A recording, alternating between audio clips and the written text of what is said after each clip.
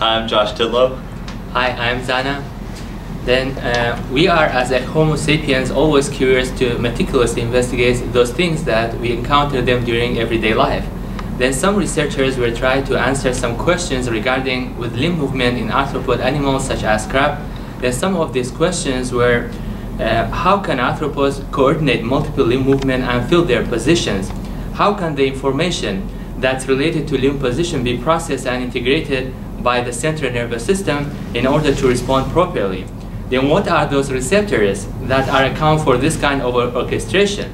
In 1959, Böttger and Wiersma used the green crab Carcinus minus legs as a model to tease out some of these questions. Then the results provide an insight into how arthropods feel the position of their limb.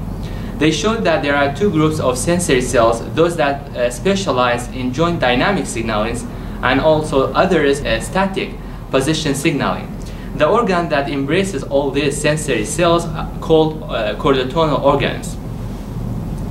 Then chordotonal organs are proprioceptors that monitor movement and position of joint in arthropods, then such as in crab limbs. The chordotonal organs nomenclature have come from the location of this organ in the respective joint. For example, the organ that's located between propodile and dactylopodi is called the PD organ.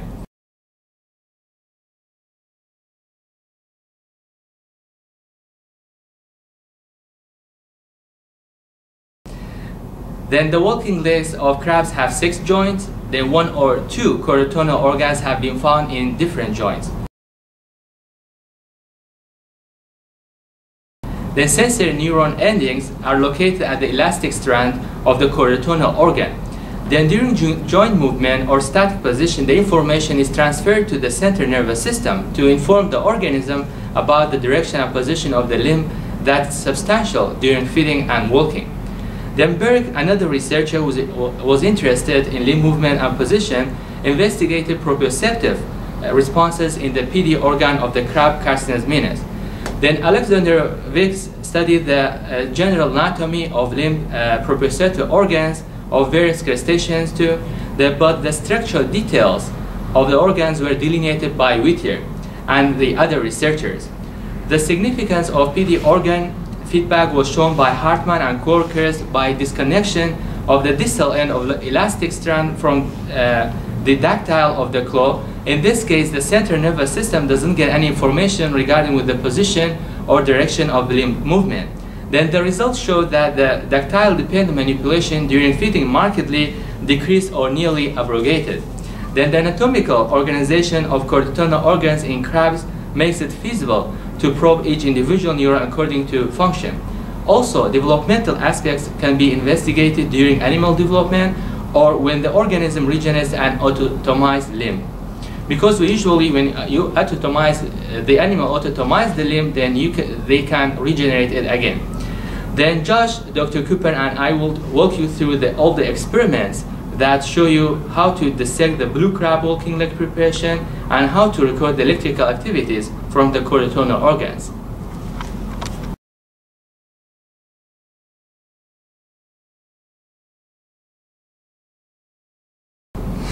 In this experiment, you'll investigate the neural correlates of proprioception using a crab walking leg. It's a really cool experiment because it lets you see how the nervous system monitors joint angle and movement to organize motor behavior.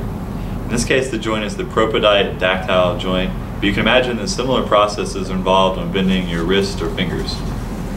As you had for previous electrophysiology experiments, we need to have a working knowledge of the leg anatomy and recording equipment before coming to lab.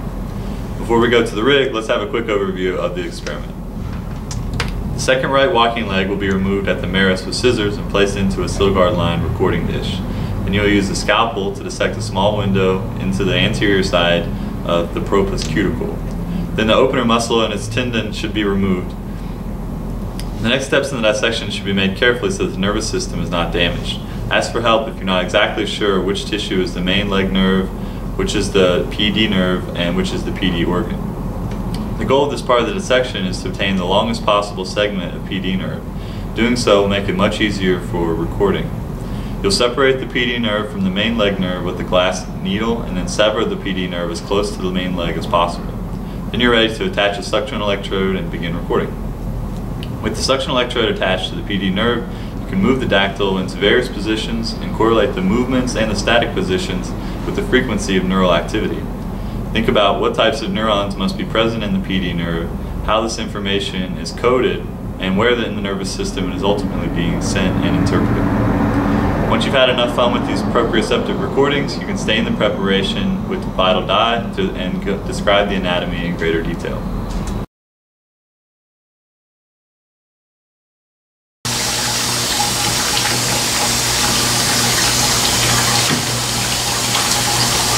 Then now I'm going to take out another crab to take the leg off, walking leg, but be careful, they are very active. Then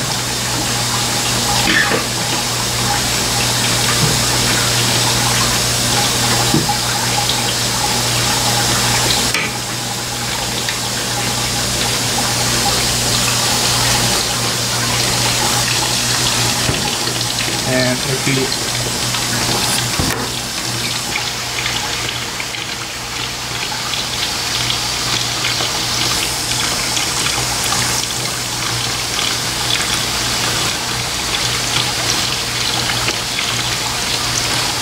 and we should be very careful because they have a very sharp, yeah, I think now we are good. Now I can take this leg off. To use the needle nose pliers, you just pinch it up here, but be careful to not break it, because if you break it, it will bleed to death. Then just pinch it like this, it will donate the leg.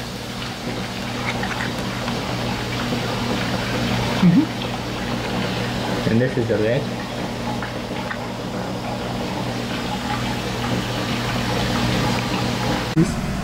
After when we take the leg off, then we have to make a window at both sides here at the propodite. This region is a propodite. Then one side, if you pinch it with your nail, you see that one side is softer than the other one. Then we should be very careful at the soft side when we cut it, because if you go deeper, you might cut the nerve and we cannot get any electrical activities.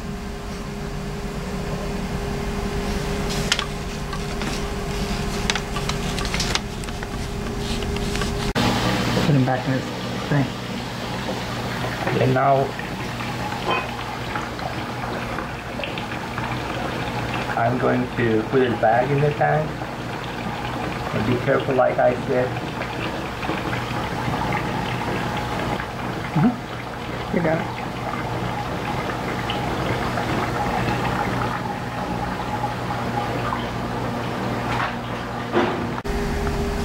Then now I'm going to make a little window here. Then at the beginning just scratch it like this and be sure that you don't cut it too deep. Then cut it this way.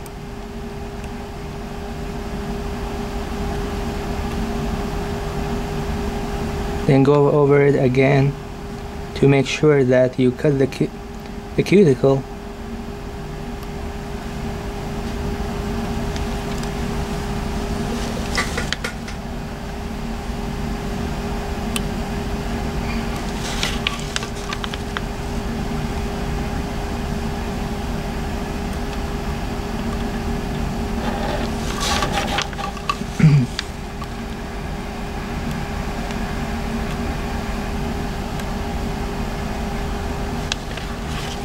Then another cut here from here to there.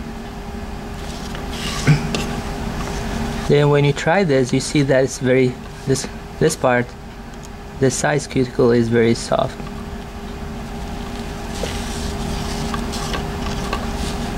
Then you can adjust it.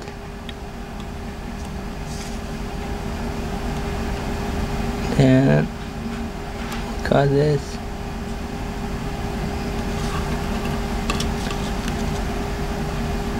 But don't remove the cuticle now, because it affects on the muscle fibers and nerves too. Then let's try to make the same window on the other side. Then we can put inside the ceiling and remove it. You see that this side is a little bit harder.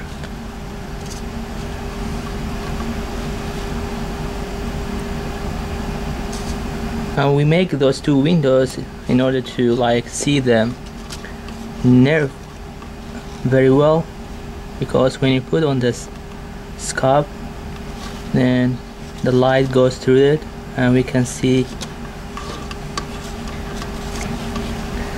it very well. But be careful, don't cut your fingers instead of the cuticle.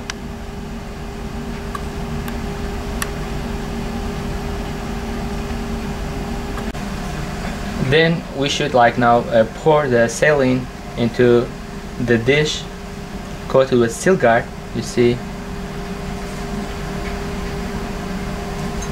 And also then put the walking leg inside the saline. And now we can remove the cuticle. Okay. Then here we can remove the cuticle.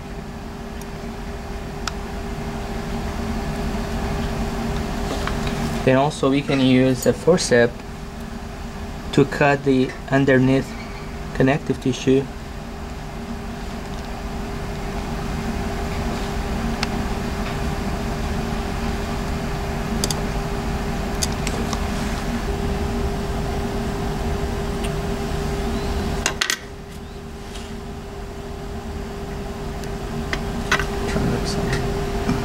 Let's remove the other part. Now we can remove the cuticle. It's always good to use a forceps. Then